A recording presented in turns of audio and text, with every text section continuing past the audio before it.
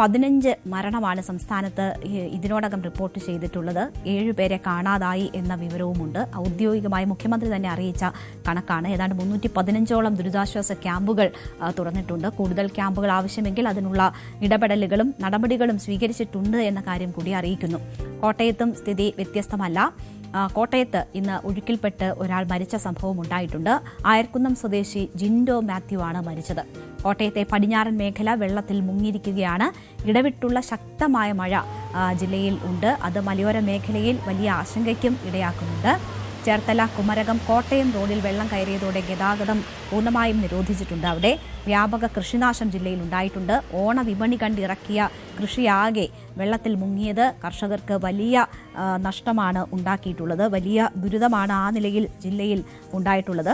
കോട്ടയം പാല ഏറ്റുമാനൂർ റോഡിൽ കിടങ്ങൂരിൽ വീണ്ടും വെള്ളം കയറിയിരിക്കുകയാണ്. ഇവിടെ ഗതാഗതം തടസ്സപ്പെട്ടിട്ടുണ്ട്. മോസ്കോ ജംഗ്ഷനിൽ ഇപ്പോഴും വെള്ളക്കെട്ടാണ്. അവിടെ നിന്ന് ആളുകളെ മാറ്റിക്കൊണ്ടിരിക്കുക കൂടിയാണ്. ജി ശ്രീജിത്ത് അതിന്റെ വിവരങ്ങളുമായി ചേരുന്നുണ്ട്. ശ്രീജിത്ത്, ജില്ലയിൽ ഇടവിട്ടുള്ള മഴ വലിയ ആശങ്കയായി തുടരുന്ന ഒരു സാഹചര്യമുണ്ട്. പല റോഡുകളും വെള്ളം കയറി യാത്ര സാധ്യമാകാത്ത തരത്തിൽ എത്തിയിരിക്കുന്നു. ഇപ്പോൾ മോസ്കോ ജംഗ്ഷനിൽ ഉൾപ്പെടെ വെള്ളക്കെട്ട്, ആളെ മാറ്റുന്നു എന്നൊക്കെയുള്ള വിവരങ്ങൾ വരികയാണ്. എന്താണ് സാഹചര്യം?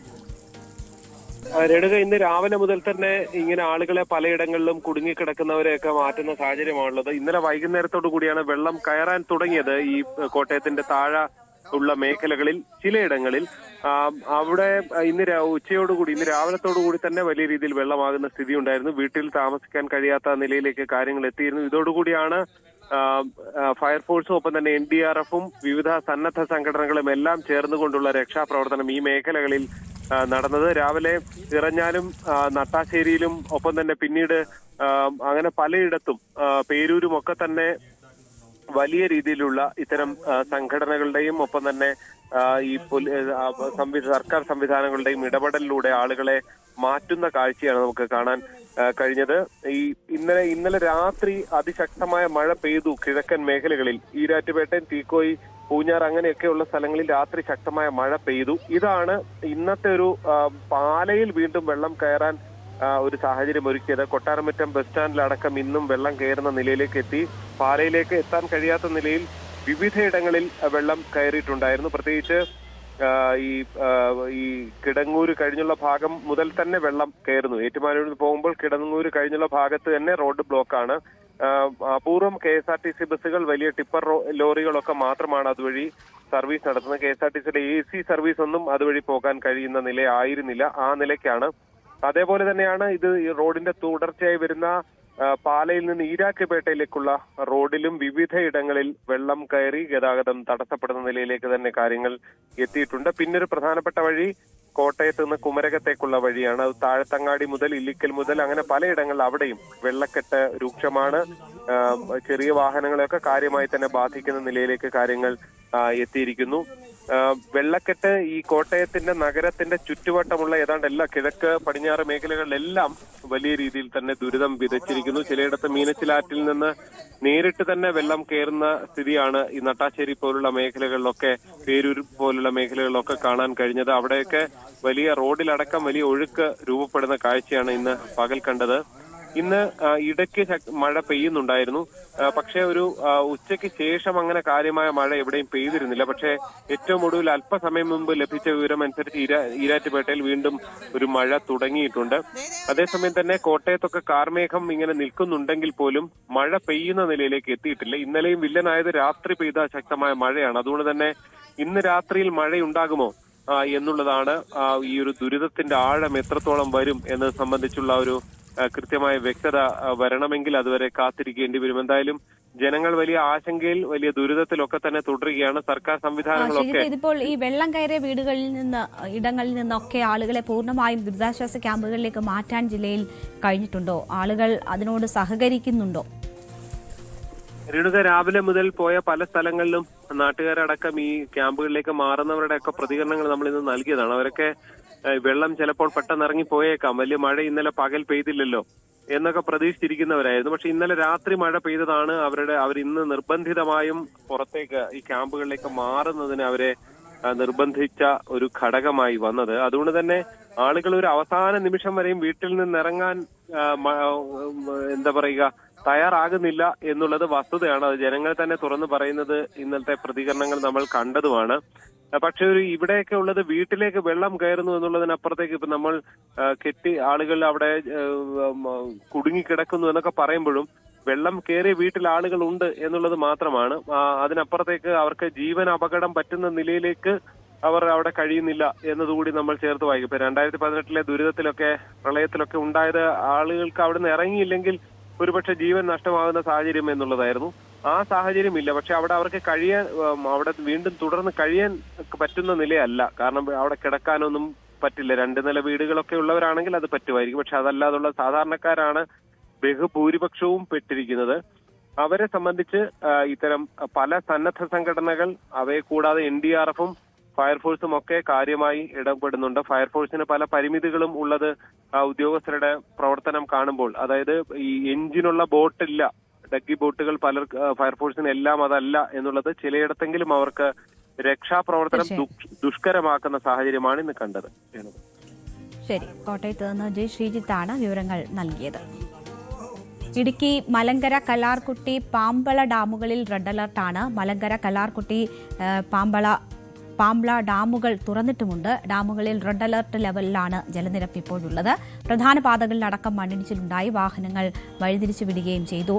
കോഴിക്കോട് മഴയ്ക്ക് നേരിയ കുറവുണ്ട്. താഴ്ന്ന പ്രദേശങ്ങൾ പക്ഷേ വെള്ളത്തിനടിയിൽ തന്നെയാണ്. കണ്ണാടിക്കൽ ഭാഗത്ത് നിന്ന് ആളുകളെ മാറ്റി. കക്കയം ഡാം തുറന്നതിനെ തുടർന്ന് കുറ്റ്യാടിപ്പുഴയുടെ തീരത്ത് താമസിക്കുന്നവർക്ക് ജാഗ്രതാ നിർദ്ദേശവും നൽകിയിട്ടുണ്ട്. ഇരുവഴിഞ്ഞി പുഴയിലും ചെറുപുഴയിലും ജലനിരപ്പ് ഉയർന്നിട്ടുണ്ട്. അതാണ് കോഴിക്കോടെ സാഹചര്യം. കോഴിക്കോട് വെള്ളിപ്പറമ്പിൽ വീട് ഭാഗികമായി തകർന്നു. ഓട്ടോ ഡ്രൈവറായ പുയൽക്കാട് നൌഷാദിന്റെ വീടാണ് തകർന്നത്. പുലർച്ചെ 3 മണിക്കാണ് ഈ അപകടം ഉണ്ടായത്. കുടുംബത്തെ സമീപത്തെ ബന്ധുവീട്ടിലേക്ക് മാറ്റി. വയനാട് മഴയുടെ ശക്തി കുറഞ്ഞെങ്കിലും ജാഗ്രതാ നിർദ്ദേശം തുടരുന്നുണ്ട്. മലയോര പാതകളിലും വിനോദസഞ്ചാര കേന്ദ്രങ്ങളിലും നിയന്ത്രണം തുടരുകയാണ്. മാനന്തവാടിയിലും പനമരത്തും വെള്ളക്കെട്ടുണ്ട്. തിരുവനന്തപുരത്തും കൊല്ലത്തുമാണ് യെല്ലോ അലർട്ട് ഉള്ളത്. എന്നാൽ തിരുവനന്തപുരത്ത് മുതലപ്പുഴയിൽ കാണാതായ 2ാമത്തെ മത്സ്യത്തൊഴിലാളികൾക്ക് വേണ്ടിയുള്ള തെരച്ചിൽ തുടരുന്നു. അത് വലിയ ആശങ്കയായി നിലനിൽക്കുകയാണ്. തീരമേഖല വലിയ രീതിയിൽ പ്രക്ഷുബ്ധമാണ്. അതിൽ മുതലപ്പുഴയിലാണ് ഇപ്പോൾ കാണാതായ മത്സ്യത്തൊഴിലാളികൾക്ക് വേണ്ടിയുള്ള തെരച്ചിൽ തുടരുന്നത്. മലപ്പുറം കരുവാരക്കുണ്ട് ഇരിങ്ങാട്ടിരിയിൽ നിർമ്മാണത്തിലിരിക്കുന്ന വീട് തകർന്നു. പുലർച്ചെയായിരുന്നു അപകടമുണ്ടായത്. ജില്ലയിൽ 7 ക്യാമ്പുകളിലായി ഏതാണ്ട് 92 പേരെ മാറ്റി പാർപ്പിച്ചിട്ടുണ്ട്.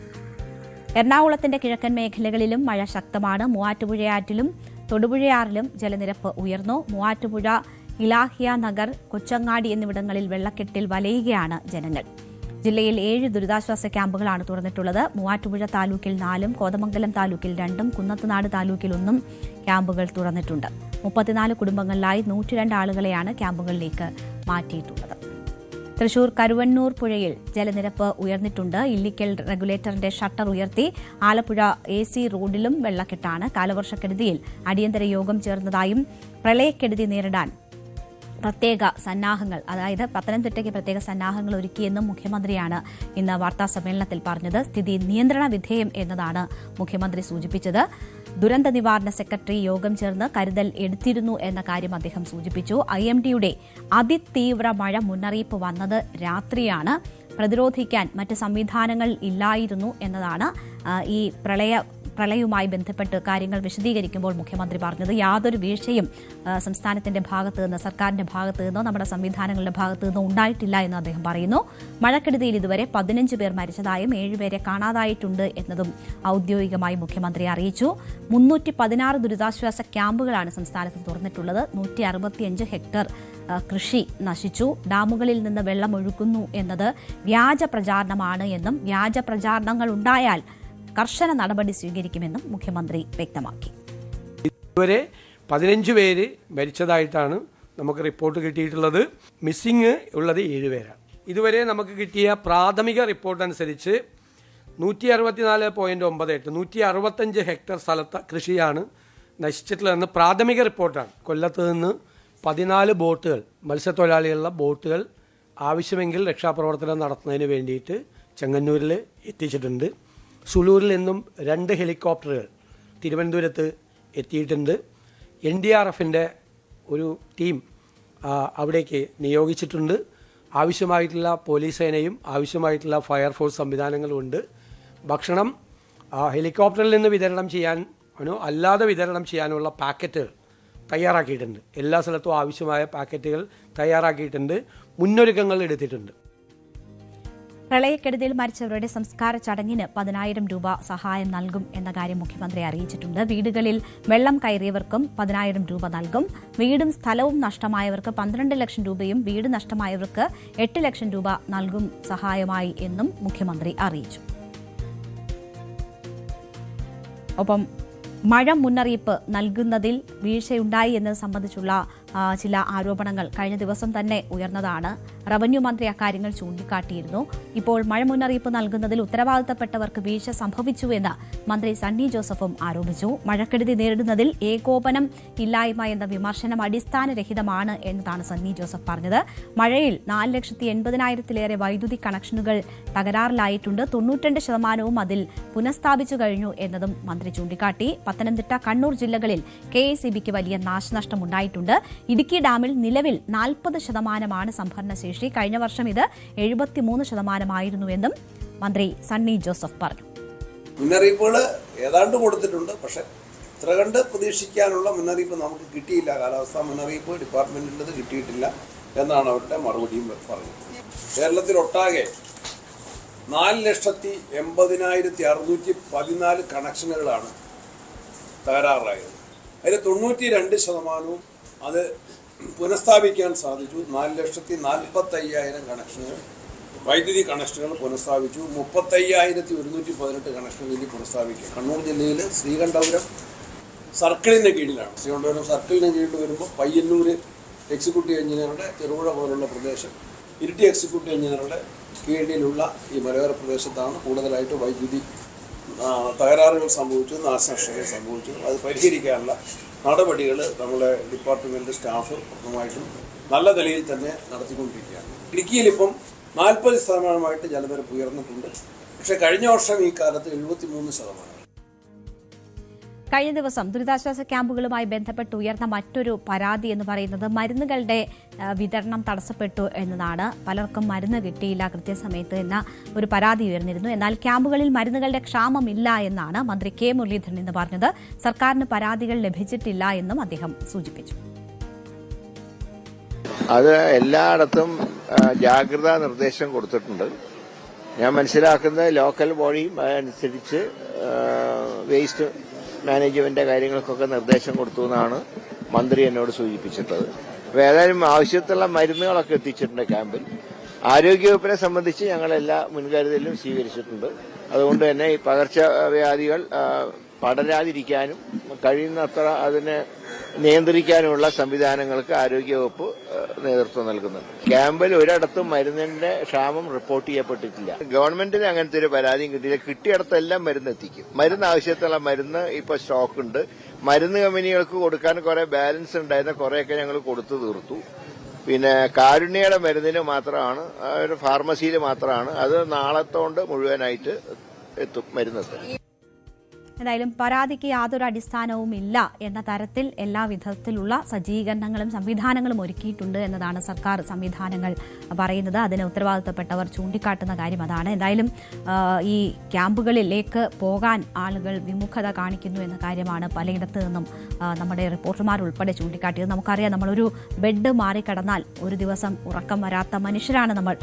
അത് ഒരു ശീലത്തിന്റെ ഭാഗമാണ്. അപ്പോൾ നമ്മുടെ ആ സൗകര്യങ്ങളിൽ നിന്ന് വിട്ടുമാറി പോവുക എന്നത് ബുദ്ധിമുട്ടാണ്. അതൊക്കെയും പലരെയും ക്യാമ്പിൽ ചെന്നാലുള്ള അവസ്ഥ എന്താണ് എന്നതുമൊക്കെ പലരെ അലട്ടുന്നുണ്ടാകും. പക്ഷേ ഏറ്റവും ആദ്യം നമ്മളുടെ ജീവൻ രക്ഷിക്കുക എന്നതാണ്. അതിലൊരു പരീക്ഷണത്തിന് നിന്നു കൊടുക്കേണ്ടതില്ല. പല അനുഭവസ്ഥരും 2018 സാഹചര്യമൊക്കെ സമൂഹ മാധ്യമങ്ങളിലൊക്കെ ഒന്നുകൂടി എല്ലാവരെയും ഓർമ്മിപ്പിക്കുന്നുണ്ട്.